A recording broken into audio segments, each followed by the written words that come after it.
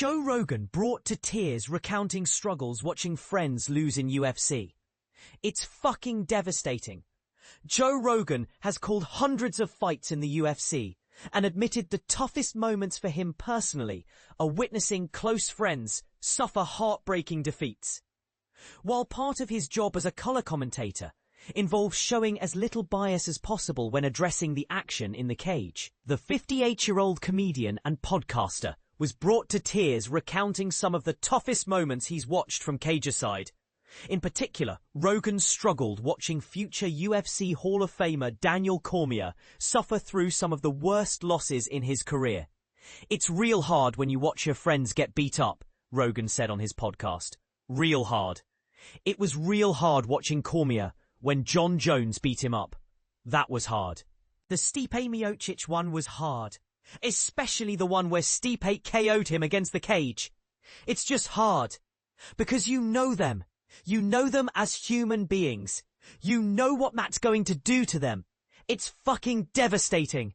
It's like a loss. It's like you lost a family member. Or you lost a dog. It's hard. I start crying."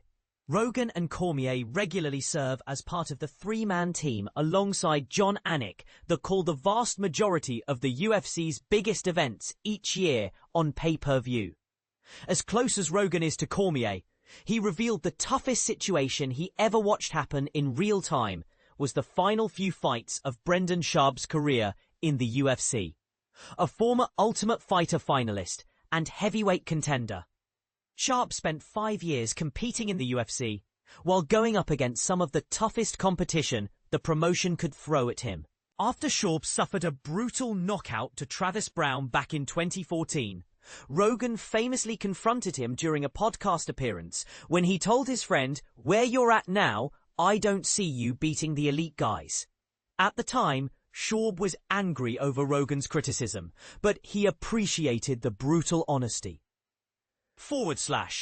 www.mmafighting.com/2024/10/31 Brendan Schaub infamous Joe Rogan intervention turning down outlandish offer to return to fighting, and the loss to Browne ultimately served as the final fight of his career. "For me, the hardest one was Brendan Schaub," Rogan said. "Schaub didn't want to quit, and I was like, dude, the thing about Brendan that most people don't know is how many concussions he took outside of the fights. You see the fights, but he used to spar with Shane Carwin." Shane Carwin was the interim heavyweight champion, the biggest fists ever registered in the UFC. He had like 5XL fists. He looked like, in the Avengers, he looked like the Hulk. He doesn't look like a real human. Like all the other people there, and then there's Shane Carwin. He was a freak. Brendan Schaub and him used to spar all the time. He would get knocked out all the time. He would get concussions all the time. He got a concussion days before he fought Ben Rothwell. He got a concussion days before he fought Antonio Rodrigo Nogueira. He was getting concussions all the time, like in the gym. The damage done during training sessions bled over into Schaub's performances in the UFC. And Rogan says it became tough to watch Schaub during those final fights in his career. Schaub went 2-4 in his last 6 fights, with 3 of those losses coming via knockout. And he eventually took Rogan's advice to walk away. Now he's built his own career outside the cage, which includes a successful podcast as well as doing stand-up comedy. "I knew about all that shit too, and I was seeing the effects, and I was like, you've got to get out now," Rogan said about Schaub. "If you don't get out now, there's no happy ending.